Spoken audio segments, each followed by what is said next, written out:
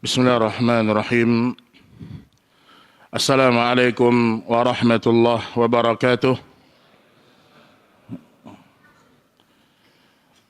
Innal hamdalillahi nahmaduhu wa nasta'inuhu wa nastaghfiruh wa natubu ilaihi wa na'udzu billahi min shururi anfusina wa sayyiati a'malina. Man yahdihillahu fala mudilla lahu wa man yudlil fala hadiya lahu. Asyhadu an la ilaha illallah wahdahu la syarika lah wa asyhadu anna Muhammadan abduhu wa rasuluh. Ya ayyuhalladzina amanu taqullaha haqqa tuqatih wa la tamutunna illa wa antum muslimun. Amma ba'du fa inna asdaqal hadithi kitabullah wa khairal hadi hadi Muhammadin sallallahu alaihi wasallam wa syarral umuri muhdatsatuha fa inna kulla muhdatsatin bid'ah wa kulla bid'atin dhalalah wa kulla dhalalatin finnar. Kaum muslimin dan kaum muslimat, ikhwan dan akhwat rahimani wa rahimakumullah. Alhamdulillah, pada malam hari ini kembali Allah Subhanahu wa taala memberikan taufik dan hidayah kepada kita sehingga kita berusaha menjadi seorang muslim yang lebih baik ibadahnya, lebih kuat keyakinannya, dan semakin lebih cinta kepada Nabi sallallahu alaihi wasallam, kepada para sahabat, karena tanpa kita mencintai mereka maka tidak mungkin kita bisa mengikuti jejak-jejak mereka. Ikhwan dan akhwat rahimani wa rahimakumullah, para sahabat Rasul sallallahu alaihi wasallam, kenapa mereka menjadi manusia-manusia, kemudian menjadi manusia-manusia terbaik setelah kehidupan mereka? Artinya sepanjang sejarah tidak ada manusia yang lebih afdal, yang lebih mulia setelah para nabi dan para rasul, sahabat Rasul sallallahu alaihi wasallam ridwanullah alaihim ajma'in. Karena mereka orang-orang yang hidup bersama dalil. Para sahabat bukan sekadar meriwayatkan dalil. Para sahabat bukan sekadar menyampaikan hadis, tetapi mereka orang-orang yang hidup selalu bersama dengan wahyu. Oleh karena itu Allah Subhanahu wa taala berfirman tentang orang-orang yang beriman, wa ma kana lil mu'minin wala mu'minatin idza qadallahu wa rasuluhu amran ay yakuna lahumul khiyaratu min amrihim. Tidak layak seorang mukmin, baik yang laki-laki maupun mukminah para wanita, kalau Allah dan Rasulnya telah menetapkan satu perkara, maka dia mencari-cari jalan-jalan selain apa yang telah ditetapkan oleh Allah dan Rasulnya alaihi salatu wassalam.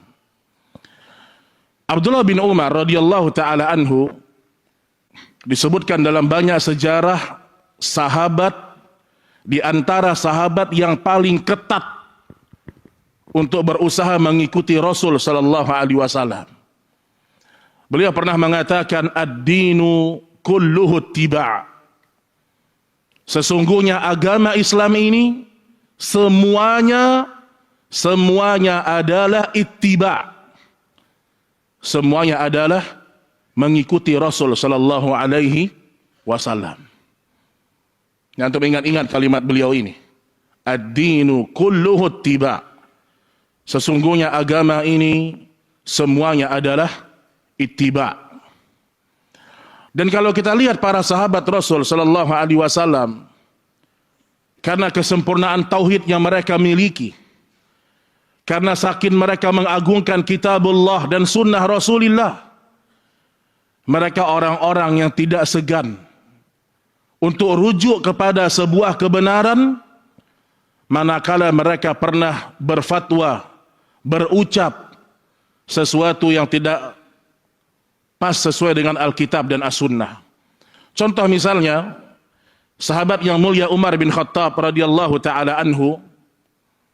Umar bin Khattab ketika beliau memimpin sebagai khalifah, maka beliau menetapkan batasan mahar bagi para wanita demi sebuah kemaslahatan. Beliau keluarkan sebuah keputusan di masa beliau memimpin, adanya batasan mahar demi sebuah kemaslahatan. Jadi biar orang tidak mempermudah untuk menzolimi para wanita, beliau letakkan batasan mahar. Maka datanglah salah seorang wanita awam, kemudian dia berjumpa ke Umar bin Khattab radhiyallahu taala anhu. Kemudian dia mengatakan, wahai Amirul Mukminin, engkau menetapkan batasan mahar. Bukankah Allah Subhanahu wa taala berfirman, wa ataitum ihdahunna qintara. Artinya Allah tidak pernah membatasi batasan mahar, memberikan batasan mahar dan seterusnya. Maka setelah Umar bin Khattab mendengarkan ayat ini, maka beliau mengatakan, asabatil mar'atu wa akhta'a Umar. Sungguh wanita ini telah benar dan sungguh Umar telah salah. Apa pelajarannya, ikhwan dan akhwat? Para sahabat itu, kalau sampai kepada mereka dalil dari siapapun, walau dari orang-orang awam, kalau dalil itu sesuai dengan Alkitab dan As-Sunnah, sesuai dengan pemahaman para salaful ummah, mereka tidak pernah segan, tidak pernah gengsi, tidak pernah malu untuk rujuk kepada kebenaran. Ini manhaj para sahabat, Pak. Ini sikap dan cara beragama para sahabat. Makanya Allah Subhanahu wa taala memuji mereka di sekian banyak ayat. Allah Subhanahu wa taala berfirman, "Fala wa rabbika la yu'minuna hatta yuhakkimuka fima shajara bainahum, thumma la yajidu fi anfusihim harajan mimma qadaita wa yusallimu taslima." Maka demi Rabbmu ya Muhammad, mereka belum beriman sampai mereka menjadikan engkau sebagai hakim pada hal-hal yang mereka perselisihkan. Belum beriman kita ini, kalau kita berselisih, kemudian kita tidak kembali kepada Alkitab dan As-Sunnah, kita kembali kepada qala fulan, qala syekh fulan, qala ustadz fulan. Bukan itu yang Allah inginkan dalam Alkitab dan As-Sunnah. Tapi menjadikan Alkitab dan As-Sunnah sebagai hakim fima syajara bainahum, pada perkara-perkara yang mereka perselisihkan. Dan antum lihat di sini Allah mengatakan, thumma la yajidu fi anfusihim harajan mimma qadaita wa yusallimu taslima. Setelah Rasul memutuskan perkara-perkara mereka, maka Allah mendapatkan mereka tidak menyimpan rasa berat untuk menjalankan perintah Rasul. Wa yusallimu taslima. Dan para sahabat itu benar-benar menerimanya dengan sepenuh hati dan jiwa mereka. Kita ingin beragama seperti ini, ikhwan.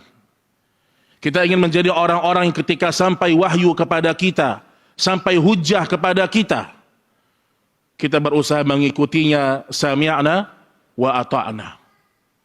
Dan itu membutuhkan waktu, membutuhkan keyakinan, membutuhkan ilmu. Baik ikhwan dan akhwat, rahimani wa rahimakumullah. Bahasan kita pada malam hari ini yaitu berkaitan dengan musuh-musuh tauhid sepanjang sejarah atau sepanjang zaman. Sudah menjadi sunnatullah, ya, sesuatu yang memiliki keutamaan pasti ada orang-orang yang memusuhinya. Semakin besar sebuah keutamaan, semakin agung sebuah keutamaan, maka semakin berat ujian dan cobaan.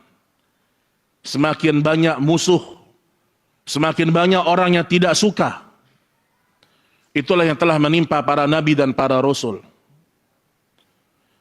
Dan di antara hal yang terus kita pertahankan dalam hidup ini adalah tauhid kita kepada Allah Subhanahu wa taala. Ada beberapa musuh-musuh tauhid yang akan kita angkat pada malam hari ini, sebagian dari pembahasan. Yang pertama adalah syirik. Ini musuh tauhid yang paling puncak, yang paling besar adalah kesyirikan. Makanya Allah Subhanahu wa taala berfirman, "Innallaha la yaghfiru an yushraka bih wa yaghfiru ma duna dzalika liman yasha." Sesungguhnya Allah Subhanahu wa taala tidak mengampuni dosa syirik, dan Allah mengampuni dosa selainnya bagi orang-orang yang Dia kehendaki. Tidak ada dosa yang lebih besar daripada dosa syirik, tidak ada. Adanya langit dan bumi, diutusnya para nabi dan para rasul, semua mereka dengan tujuan agar ditegakkan tauhid di permukaan bumi. Oleh karena itu, seorang mukmin berusaha untuk memperbaiki tauhidnya setiap hari, dan berusaha meninggalkan kesyirikan sekecil apapun dalam hidupnya, baik syirkul akbar maupun syirkul asghar. Allah berfirman, "Innahu man yusyrik billah faqad harrama Allah alaihi al-jannah wa ma'wahu an-nar wa ma lidh-dhalimin min ansar." Orang-orang yang melakukan kesyirikan, maka sungguh Allah telah mengharamkan surga bagi mereka, dan tempat kembali mereka adalah neraka jahanam, dan tidak ada penolong bagi orang-orang yang melakukan kezaliman. Ini kesyirikan, kita hati-hati. Jangan kita ini merasa aman. Oh, nggak mungkin saya jatuh kepada syirik. Oh, nggak mungkin saya jatuh kepada syirik besar. Kita terlalu pede. Padahal Nabi Ibrahim alaihi salam, ketika beliau berdoa kepada Allah, "Wajnubni wa baniya an na'budal asnam." Ya Allah, jauhkanlah diriku dan anak keturunanku dari menyembah berhala. Tidak ada yang bisa menjamin seorang pun di antara kita selalu di atas tauhid sampai akhir hayat kita. Maka hendaklah seorang meminta kepada Allah keselamatan. Dia doa, jangan dia ujub dengan amalnya.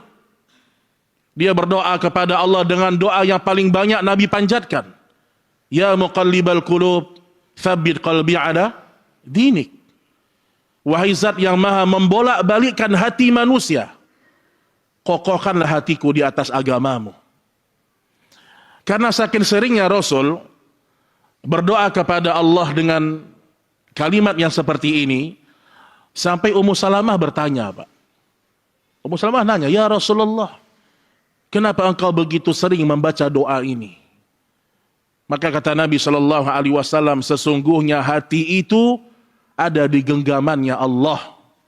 Yuqallibu kaifa yasha. Allah membolak-balikkan hati manusia.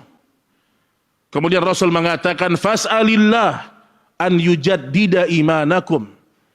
Maka teruslah minta sama Allah, teruslah bermohon kepada Allah agar Allah memperbarui iman yang ada dalam hati-hati kalian. Minta. Iman itu seperti baju, jemaah. Dia bisa kotor, dia bisa usang, dia bisa rusak. Fas'alillah an yujaddida imanakum. Maka mintalah kepada Allah agar Allah memperbarui iman-iman kalian. Bagi ikhwatal iman rahimani wa rahimakumullah, kesyirikan yang paling mengerikan yang Rasul sallallahu alaihi wasallam sebelum 5 hari sebelum beliau wafat, beliau telah menyebutkan di hadapan para sahabat, "La'anallah al-yahud wan nasara ittakhadhu qubur anbiya'ihim masajid." Allah melaknat Yahudi dan Nasrani.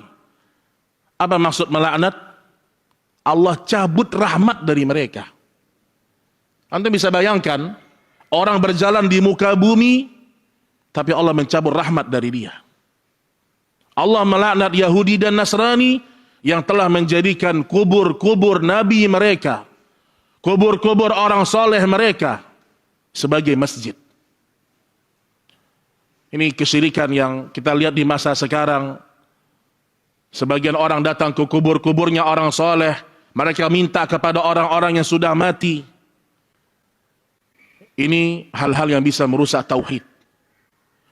Makanya Allah Subhanahu wa taala berfirman dalam Al-Qur'an, "Awa man kana maitan fa ahyaynah wa ja'alna lahu nura yamshi bihi fin nas kama mathaluhu laysa bi kharijin minha kadzalika zuyyina lil kafirina ma kanu ya'malun."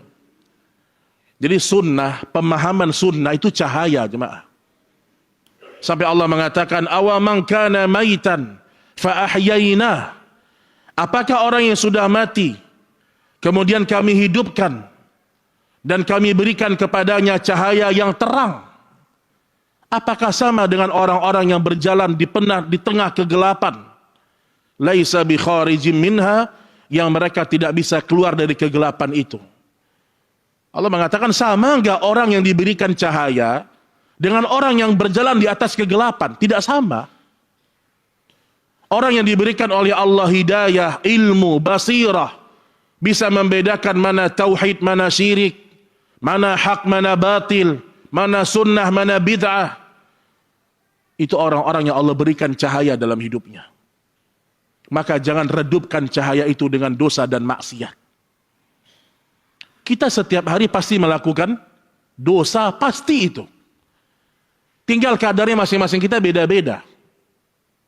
Namun Allah Subhanahu wa taala telah berfirman, "Kullukum ya ibadi kul innakum tukhti'una bil-laili wan-nahar." Sesungguhnya kalian melakukan dosa, melakukan kesalahan setiap malam dan di siang hari. Maka minta ampunlah kepadaku, aku ampuni dosa-dosa kalian. Dan kita kalau melihat bagaimana keutamaan la ilaha illallah, luar biasa. Luar biasa. Maka seorang dia jaga tauhidnya, dia jauhkan dirinya dari kesyirikan sekecil apapun. Hati-hati dengan riya, dengan ingin menampakkan amal soleh terus menerus, ingin pujian-pujian manusia, hati-hati dengan cinta popularitas. Sampai kata Rasulullah sallallahu alaihi wasallam, "Akhwafu ma akhafu alaikum asyirkul asghar." Yang aku paling khawatirkan menimpa kalian. Nabi ngomong di hadapan para sahabat. Berarti Nabi mengkhawatirkan ini menimpa Abu Bakar, menimpa Umar, menimpa Utsman, menimpa Ali, dan menimpa umatnya. Kesyirikan kecil. Kita jangan merasa saya nggak mungkin ria, saya nggak mungkin sombong, saya nggak mungkin ini. Ria itu sangat sulit hilang dari hati kita. Kata para sahabat, "Ya Rasulullah, apa yang dimaksud dengan syirik kecil?" Maka Nabi mengatakan ar-riya. Sampai Ibnul Qayyim, antum bisa rujuk nanti ya. Ibnul Qayyim itu memiliki pendapat, subhanallah, kalau ada orang dia bersedekah, sedekahnya sembunyi-sembunyi, maka malaikat akan mencatat amal tersebut di diwan, di catatan amal yang sifatnya tersembunyi.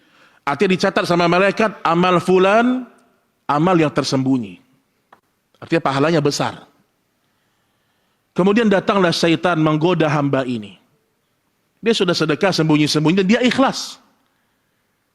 Kemudian tidak lama setelah itu, mungkin berapa minggu atau berapa bulan setelah itu, dia cerita amalnya ini. Tapi ketika dia bercerita, dia masih ikhlas. Apa kata Ibnu Qayyim? Maka para malaikat memindahkan catatan amal itu, yang tadinya amal yang tersembunyi, maka malaikat pindahkan menjadi amal yang terang-terangan. Artinya pahalanya sudah berubah. Pahalanya sudah tidak sama. Kemudian datang lagi setan menggoda dia, kemudian dia ujub dengan amalnya, dia ria dengan amalnya, maka terhapuslah amal-amal tersebut. Maka Ibnul Qayyim menguatkan pendapat, seorang punya kewajiban untuk menjaga pahala amalnya. Misalnya antum sudah haji tahun 2010. Ketika antum haji, antum ikhlas.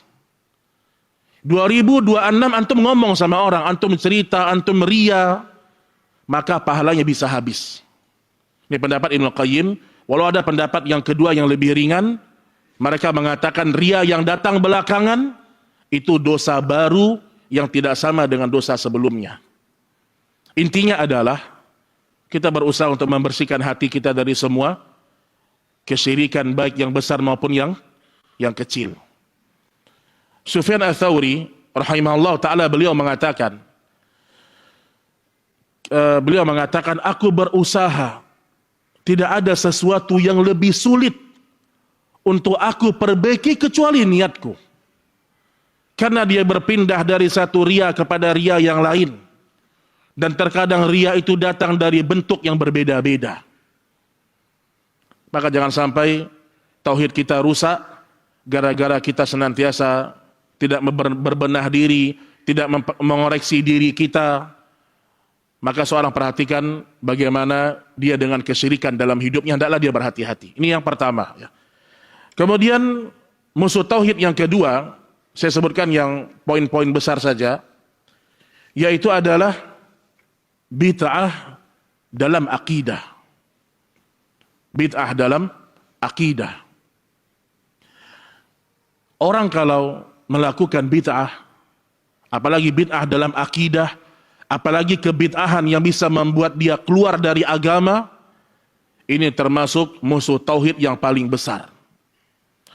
Allah Subhanahu wa taala berfirman di dalam surat An-Nur ayat 63, "Falyahdharil ladzina yukhalifuna an amrih an tusibahum fitnah aw yusibahum adzabun alim." Maka hendaklah orang-orang yang menyalahi perintah nabinya, hendaklah orang-orang yang menyelisihi sunnah, hendaklah mereka takut bahwasanya Allah akan menimpakan fitnah kepada dia, atau Allah akan menimpakan azab yang pedih kepada dia. Jangan main-main dengan amalan bid'ah. Jangan anggap enteng amalan bid'ah. Karena ketika engkau bermudah-mudahan dalam bid'ah, engkau sedang mematikan yang namanya sunnah. Ikhwan rahimani wa rahimakumullah. Rasulullah sallallahu alaihi wasallam menyebutkan dalam banyak hadis tentang orang-orang yang melakukan amal-amal yang tidak sesuai dengan sunnah Nabi sallallahu alaihi wasallam. Dan saya sebutkan dulu beberapa sebab-sebab terjadinya amal yang tidak sesuai dengan sunnah atau bid'ah. Yang pertama, di antara sebab orang terjatuh kepada amalan-amalan bid'ah karena kejahilannya, karena kebodohannya. Ibnu Qayyim ketika menyebutkan dampak dosa dan maksiat dalam kitab Ad-Da' wa Dawa, beliau sebutkan yang pertama, dampak dari dosa terhalanginya orang untuk bisa memahami agama. Sulit dia faham. Itu dampak dosa dan maksiat. Sebab pertama adalah kejahilan. Oleh karena itu Allah Subhanahu wa taala berfirman, "Wala taqfu ma laisa laka bihi ilm." Jangan pernah engkau melakukan sesuatu yang engkau tidak punya ilmu tentangnya. Jangan pernah melakukan satu ibadah, jangan pernah meyakini satu akidah yang engkau tidak punya ilmu di dalamnya. Inna sam'a wal basar wal fuada kullu ulaika kana anhu mas'ula. Sesungguhnya pendengaran kalian, penglihatan kalian, dan hati kalian, semuanya akan dimintai pertanggungjawabannya oleh Allah Subhanahu wa taala.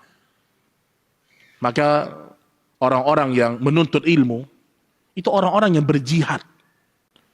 Orang-orang yang menuntut ilmu, orang-orang yang berjuang. Makanya Allah Subhanahu wa taala menyuruh kepada para orang-orang yang berjihad agar mereka tidak berangkat jihad dengan perang semuanya. Agar ada sebagian dari kaum muslimin yang mereka fokus menuntut ilmu. Wa ma kana al-mu'minuna liyanfiru kaffah falaula nafara min kulli firqatin minhum ta'ifatun liyatafaqahu fid din. Tidak layak kalau semua pasukan kaum muslimin itu berperang dengan senjata. Hendaklah ada orang-orang segelintiran dari mereka yang mereka itu yatafaqahu fid din, yang mereka berjihad dengan menuntut ilmu. Berjihad dengan menuntut ilmu. Wa la yunziru qaumahum idza raja'u la'allahum yahdharun. Ketika mereka sudah selesai dari menuntut ilmu, maka mereka menyampaikan kepada manusia tentang apa yang telah mereka ketahui dari Alkitab dan As-Sunnah. Ini sebab kenapa orang terjatuh kepada bid'ah, kebodohan, Pak. Kejahilan. Makanya wafatnya para ulama itu diantara cara Allah mencabut ilmu. Sampai kata Nabi sallallahu alaihi wasallam, "Innallaha la yanzi' ilma minan nas intiza'an, walakin biqabdil ulama." Allah tidak mencabut ilmu itu sekaligus, tidak. Tapi Allah angkat ilmu itu sedikit demi sedikit dengan diwafatkannya para ulama. Kita harus cinta dengan para ulama, Pak. Kita harus cinta dengan ulama-ulama ahlu sunnah. Dan imamnya para ulama, para sahabat. Harus ada kecintaan kepada mereka. Kemudian Nabi mengatakan, "Walakin biqabdil ulama, hatta idza lam yabqa 'aliman ittakhadha an-nas ru'usan juhalan, fasu'ilu fa'aftau bighairi ilm." Ketika orang-orang berilmu sudah tidak ada, maka datanglah manusia bertanya sama orang-orang bodoh. Kemudian mereka berfatwa, maka fatwa mereka pun sesat dan menyesatkan manusia.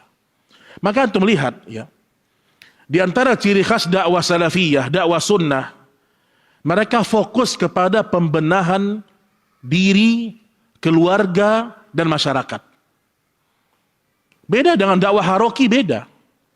Kalau dakwah dia fokus kepada isu umat, fokus kepada isu politik, sibuk dengan urusan-urusan yang seperti itu.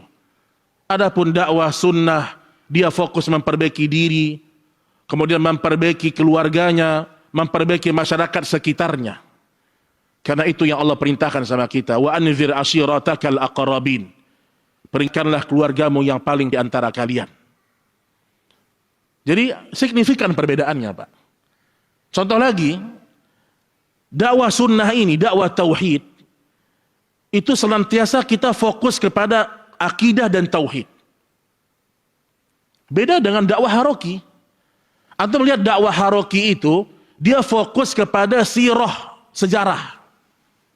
Ini ada hal menarik di sini. Syekh Muhammad Jamil Zainu dan Syekh Abu Malik Ramadhani, ya, ini di antara ulama-ulama yang luar biasa yang mengkhususkan dirinya dalam pembahasan manhaj akidah tauhid, ya. Apa kata mereka? Banyak dai di masa-masa sekarang, dia tidak membahas tauhid dari buku-buku akidah, tapi mereka membahas tauhid dari buku-buku sirah. Dan ini ternyata metodenya orang-orang haroki. Jadi bagi orang-orang haroki, kalau pengen belajar akidah salaf, nggak mesti dari buku-buku akidah. Jadi nggak mesti dari kitab usul salasah, nggak mesti dari kitab usul, nggak mesti dari kitab qawaidul arba, enggak. Kata mereka, belajar tauhid juga bisa dari buku-buku sirah. Ini kalimat hak, tapi yurida bihal batil. Makanya antum lihat, rata-rata mereka itu sangat senang membahas masalah perjuangan, dan sangat sedikit mereka membahas masalah tauhid. Bagaimana memperbaiki akidah umat. Adapun dakwah sunnah mengikuti jalannya para nabi dan para rasul, mereka memulai dari dakwah tauhid. Walaqad ba'atsna fi kulli ummatin rasulan an ya'budullaha wajtanibut taghut. Dan sungguh telah diutus pada setiap umat itu rasul. Dan setiap rasul itu mengatakan apa? An ya'budullah. Hendaklah kalian menyembah hanya kepada Allah. Pemimpinnya adalah iblis.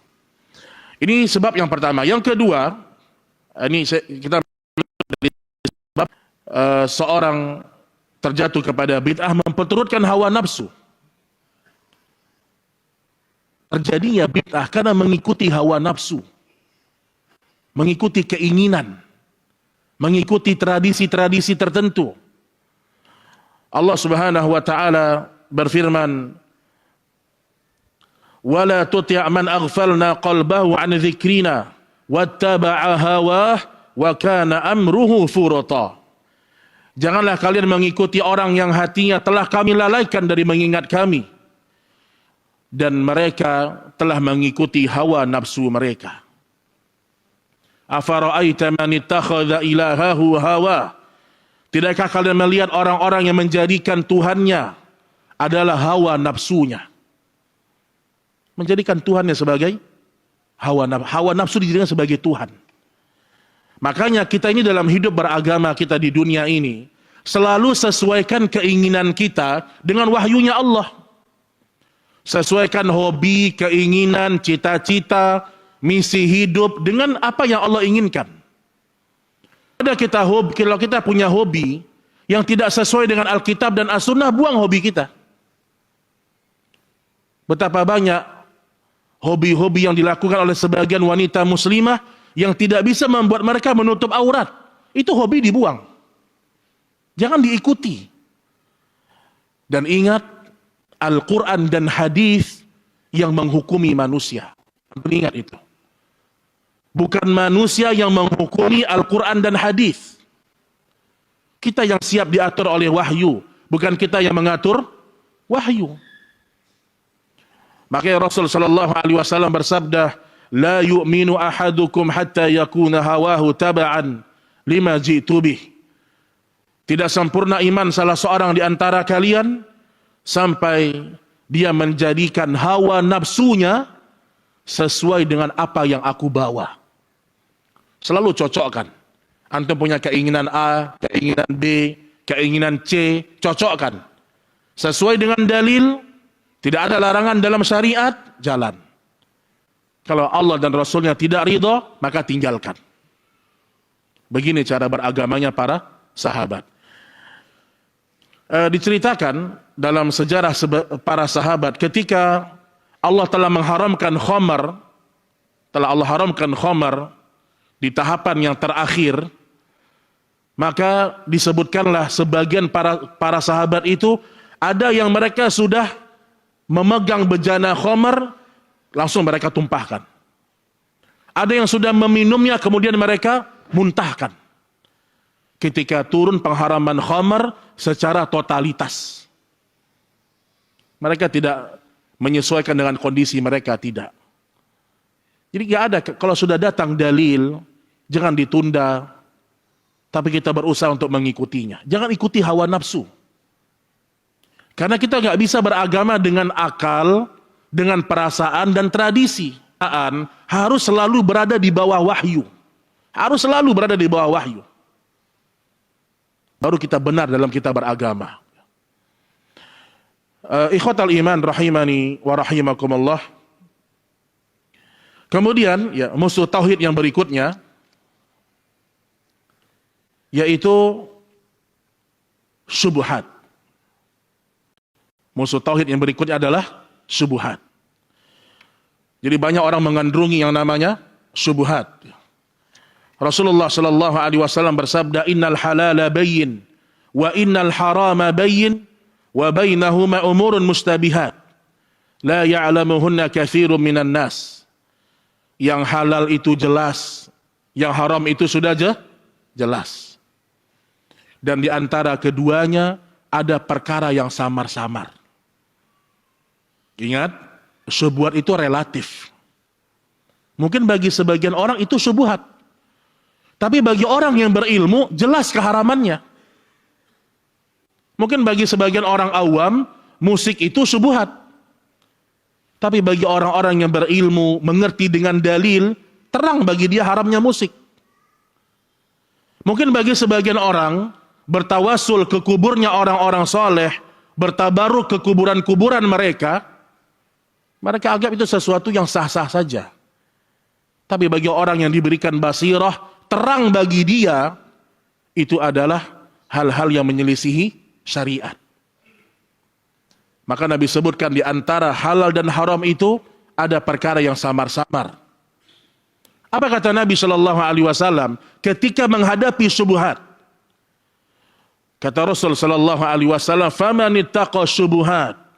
Barang siapa yang bertakwa kepada Allah, dia berhati-hati dari perkara syubhat, faqad istabra'a li dinihi wa 'irdihi, maka dia telah menyelamatkan agama dan kehormatan. Hati-hati dengan syubhat, anak udah tinggalin.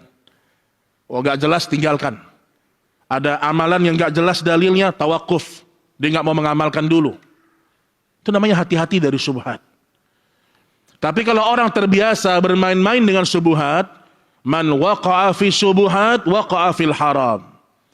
Barang siapa yang bermudah-mudahan dengan syubhat, maka dia akan mudah jatuh kepada perkara yang Allah haramkan. Maka hati-hati dengan perkara-perkara syubhat. Terkadang itu bisa merusak tauhid kita kepada Allah Subhanahu wa ta'ala. Hati-hati dengan perkara-perkara syubhat. Dan hukum asalnya, ikhwan dan akhwat, rahimani wa rahimakumullah, hukum asalnya agama ini mudah difahami. Dan hukum asalnya manusia itu kecenderungannya kepada tauhid. Makanya Allah Subhanahu wa ta'ala berfirman dalam hadis kursi, khalaqtu ibadi hunafa kullahum. Aku telah menciptakan hamba-hambaku semuanya mereka berada di atas tauhid, kecondongan kepada tauhid. Thumma atathumus syayatin fajtalathum an dinihim. Kemudian datanglah setan setelah itu menggoda mereka dan merusak agama mereka. Kita ini membawa sifat tauhid, pembawaan tauhid sebenarnya. Tetapi manusia tergoda oleh syaitan sehingga mereka masuk pada perkara-perkara syubhat. Mana harta yang halal, mana harta yang haram, antum perjelas itu. Mana guru yang jelas, mana guru yang ini benar gak nih akidahnya? Benar gak nih manhajnya? Antum perjelas dalam hidup antum dalam belajar. Jadi perlu diperhatikan, banyak orang yang terjatuh pada perkara syubhat, kemudian rusaklah agamanya. Rusaklah agamanya. Dan kerusakan agama, ikhwan dan akhwat, rahimani wa rahimakumullah, terkadang juga disebabkan karena mereka tidak menjaga pergaulan mereka. Ini saya bacakan di sini, ya. Bagaimana sikap para ulama salaf terhadap pergaulan mereka. Misalnya firman Allah Subhanahu wa ta'ala, wa idza ra'aita alladhina yakhuduna fi ayatina fa'arid anhum hatta yakhudu fi haditsin ghairih. Kalau kalian melihat orang-orang yang senantiasa memperolok ayat-ayat Allah. Kalau kita sedang duduk di satu majelis, ngumpul sama teman-teman kita atau di satu majelis lah. Ternyata ada ayat-ayat Allah yang diperolok-olok. Ada hadis Nabi yang dihinakan. Apa sikap seorang ahlu sunnah? Fa'arid anhum. Maka berpalinglah dari mereka. Maka kita nggak boleh duduk di majelis dai-dai syubhat, kita nggak boleh duduk. Muhammad bin Sirin ketika datang seorang yang pemahamannya menyimpang ingin membacakan Al-Quran di hadapan Muhammad bin Sirin, maka beliau menutup telinganya. Jadi nggak semua majelis kita duduk, nggak. Ada tadinya pesulap, tiba-tiba jadi ustadz, masya Allah, Pak. Pesulap, tiba-tiba jadi ustadz. Saya kemarin ada seorang ikhwan, dia cerita, ustadz, di komplek rumah anak ini ustadz, banyak orang-orang kaya. Orang-orang kaya ini pengen belajar agama. Nah tiba-tiba karena mereka nggak ngerti siapa yang harus kepada siapa belajar, diundanglah dai-dai yang tidak jelas. Antum tahu, salah satu pernyataan dai ini, yang tadinya pesulap kemudian jadi dai, dia bilang, kita nggak mesti mengutamakan, masya Allah. Apa nggak sesat itu, Pak? Kita kan masih di dunia. Berdalil dengan logika, dengan akal. Akhirnya rusak akidah saudara-saudara kita. Makanya ya, kita harus menunjukkan ketidaksukaan pada perkara-perkara yang menyelisihi sunnah. Maka dulu Fudail bin Iyad mengatakan, kalau aku tahu di depanku ada seorang tokoh ahlul bidah yang mau datang ke sini, maka aku berharap antara aku dengan dia ada benteng dari besi. Ada benteng dari besi. Ini sikap kita kepada tokoh-tokoh penyimpangan, tokoh-tokoh kesesatan. Tapi sikap kita kepada orang awam yang kita dakwahkan lemah lembut. Karena mereka tidak tahu. Tapi kepada tokohnya, maka tidak boleh kita bergampang-gampangan. Apalagi foto berdua, Masya Allah. Foto berdua. Itu kan muslim, iya muslim, tapi dia menyesatkan. Ini diantara akidah yang jarang dibahas, atau sebagian mungkin belum mempelajarinya, adalah aqidatul wala wal bara'. Itu pembahasan dalam sub akidah yang mungkin sebagian orang luput dari pembahasan itu. Aqidatul wala wal bara'. Loyalitas kita kepada siapa, kebencian kita kepada siapa, itu diatur dalam agama. Diatur dalam agama. Kita harus cintanya kepada siapa, kita harus bencinya kepada siapa. Agama mengatur loh Pak. Agama mengatur semua itu. Sampai Rasul mengatakan, al-mar'u ala man ahab. Seorang akan dibangkitkan, dikumpulkan oleh Allah bersama orang-orang yang dia cintai dahulu di dunia. Azan Pak. Berapa menit lagi? Udah ya, baik. Baik, setelah azan kita lanjut sedikit. Wallahu ta'ala a'lam bis-shawab.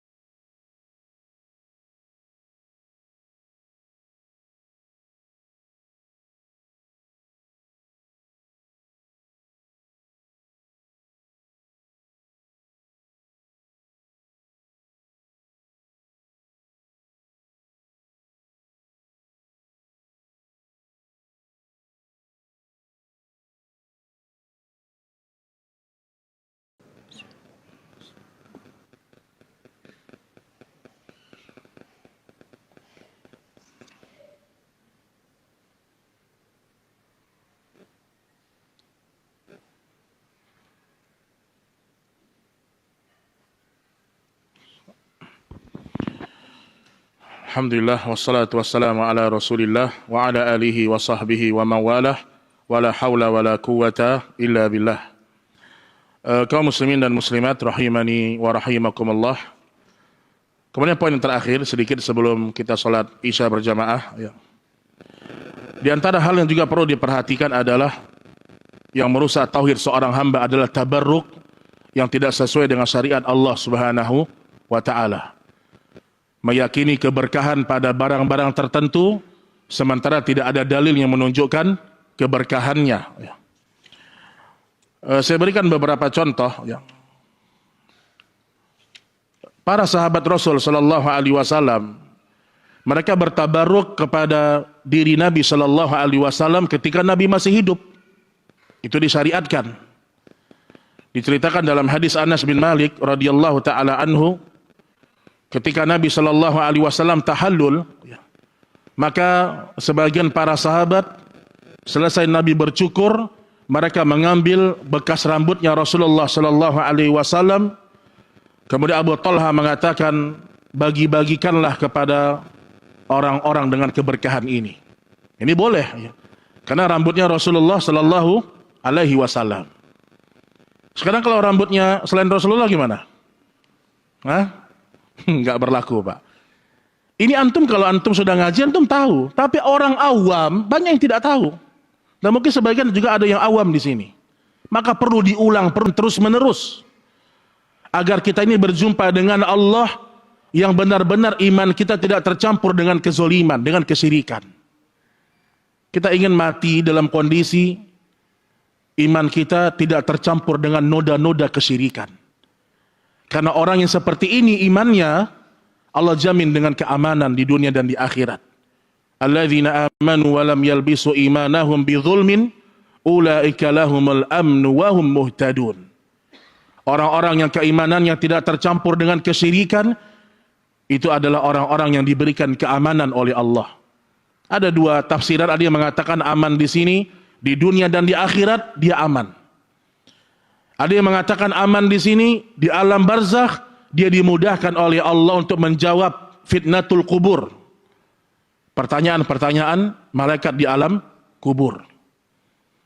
Maka perhatikan tabaruk-tabaruk yang tidak sesuai dengan syariat maka ditinggalkan.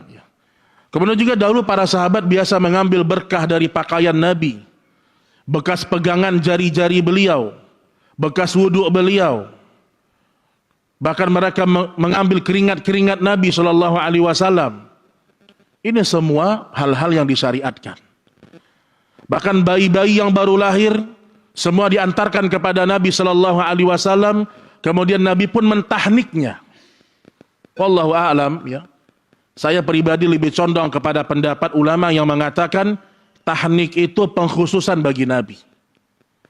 Tahnik, mentahnik bayi, menggigitkan kurma diletakkan di jari-jarinya itu, wallahu alam saya lebih condong pada pendapat itu pengkhususan bagi Nabi. Kenapa? Karena Nabi ludahnya barokah. Ludahnya barokah. Karena setelah Nabi wafat, tidak ada orang terbiasa datang kepada Abu Bakar untuk membawa bayi-bayinya, tidak ada. Di sini dalil bahwasanya tahnik itu pengkhususan bagi Nabi. Maka siapa yang mentahnik bayi kita, maka cukup ayahnya atau ibunya yang mentahnik itu sudah cukup. Orang-orang awam yang mereka tidak ngerti dengan tauhid, Pak, itu ngundang ustadz jauh-jauh untuk mentahnik bayi. Diundang ustadz dari Kalimantan, Balikpapan, jauh-jauh. Hanya untuk mentahnik bayinya. Oh, ini karena yang mentahnik Habib, yang mentahnik kiai besar, yang mentahnik gus-gusan, Masya Allah. Itu siapa yang mendakwakan kalau bukan kita, Pak? Itu mereka gak ada yang mendakwakan. Maka harus antum dakwakan kepada keluarga terdekat, kemudian kepada masyarakat, sampaikan ilmu itu, sampaikan. Makanya orang yang menyembunyikan ilmu, dia akan dihisab oleh Allah Subhanahu wa taala dan akan dihukum oleh Allah yang menyembunyikan ilmu. Ya. Baik, kemudian juga sampai disebutkan oleh sebagian para salaf, ya, di antara kesalahan sebagian orang ketika mereka masuk Masjid Nabawi, mereka langsung pergi ke kuburannya Rasulullah tanpa mereka melakukan sholat 2 rakaat di masjidnya Rasul. Maka dahulu Imam Malik rahimahullah ketika beliau melihat banyak orang umrah kemudian berziarah ke kota Madinah, beliau banyak melihat orang masuk Masjid Nabawi langsung menuju ke makamnya Rasul, berdoa di situ. Maka Imam Malik kemudian mengeluarkan sebuah keputusan, sebuah fatwa besar, siapa yang datang ke kota Madinah hendaklah dia salat sunnah tahiyatul masjid di Masjid Nabawi. Artinya supaya orang tidak tujuannya mengunjungi makam Rasul. Ibnu Umar diriwayatkan ketika beliau berziarah ke makam Rasul sallallahu alaihi wasallam, beliau hanya mengucapkan assalamu alayka ya Rasulullah. Itu aja beliau ucapkan. Assalamu alayka ya Rasulullah. Antum lihat sebagian orang dia memberikan salam kepada, kemudian dia berdoa. Dia berdoa. Ini dia bertabaruk kepada makam Rasul. Ini tidak boleh. Ini tidak boleh. Juga sebagian orang mengatakan, ya Rasulullah, berikan aku syafaatmu di hari kiamat. Ini juga tidak boleh. Rasul sudah meninggal dunia, maka tidak boleh seorang mengatakan, ya Rasulullah, berikan aku syafaatmu di hari kiamat. Tidak boleh. Yang benar apa? Ya Allah, izinkan aku mendapatkan syafaat Nabimu di hari kiamat. Minta syafaatnya sama Nabi, bukan sama Rasul. Karena syafaat itu semua atas izin Allah Subhanahu wa taala. Tapi Allah taala a'lam bissawab. Ini mungkin materi yang bisa kita sampaikan pada pertemuan kali ini. Jadi kalau kita ambil beberapa poin, di antara musuh-musuh tauhid adalah kesyirikan, kemudian kebid'ahan, kemudian apa lagi? Syubhat, kemudian orang-orang yang bertabarruj, dan tentu masih banyak lainnya. Tapi ini beberapa poin yang bisa Anda sampaikan pada pertemuan kali ini. Mungkin sebelum kita tutup, kalau ada pertanyaan, kalau masih ada waktu, dipersilahkan. Silahkan Pak. Waalaikumsalam. Ya. Gimana Pak? Taib. Firqah ya.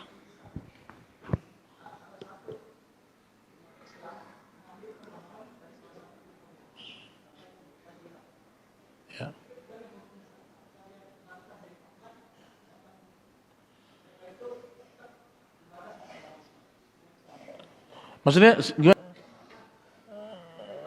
mereka siapa deh Pak? Firqah sesat. Taib. Iya baik. Iya, wallahu a'lam nih kalau secara ringkas saja ya. Umumnya seorang ketika mengikuti firqah sesat ya, maka dilihat kadar dalam dia mengikutinya. Kalau dia mengikuti secara keseluruhan sampai pada perkara-perkara yang membuat batal akidahnya, sampai batal keislamannya, kemudian sampai hujah kepada dia masih ngeyel, maka ini berbahaya untuk masalah keimanannya. Intinya adalah ya, ketika seorang sampai pada pembahasan misalnya nilai-nilai kekufuran, hal-hal yang membuat dia jatuh kepada kesyirikan besar, sampai kepada dia ilmu, tidak ada syubhat di kepalanya, sampai dakwah kepada dia, tapi dia masih memilih jalan tersebut, ini berbahaya untuk keyakinan dan agamanya, berbahaya sekali. Maka seorang hendaklah berhati-hati dari firqah yang menyimpang. Ya. Tapi ada sebagian orang dia hanya mengikuti tanpa ilmu, maka tugas kita untuk mendakwahkan mereka. Anda mau tanya di sini satu hal, ya. Kalau ada orang Nasrani meninggal dunia, meninggalnya jelas. Meninggalnya Nasrani, dari keluarga yang Nasrani juga, dimakamkan dengan cara Nasrani. Ana mau tanya, apakah boleh kita mengatakan dia pasti masuk neraka jahanam? Ana mau tanya dulu nih, boleh atau tidak? Anda punya tetangga, namanya Robert misalnya, contoh aja ya, meninggal kafir, mati meninggal kafir. Terus antum bilang, dia pasti masuk neraka jahanam selama-lamanya. Boleh atau tidak? Boleh. Nah, ada sebagian orang mendatangkan syubhat. Dia bilang nggak boleh. Nggak boleh. Antum tahu alasannya apa? Dalilnya bisa jadi, dalilnya nih. Bisa jadi sebelum dia meninggal dunia, dia bertaubat beberapa detik sebelum wafat. Dalilnya apa? Bisa jadi. Ini syubhat, Pak. Kalau begini kita beragama mengerikan, Pak. Oh, jangan-jangan Fir'aun bisa jadi dia sulit. Makanya nahkum bidzawahir, kita menghukumi manusia dengan apa yang kita lihat. Kalau zahirnya matinya Nasrani, matinya kafir, kita hukumi dia kafir.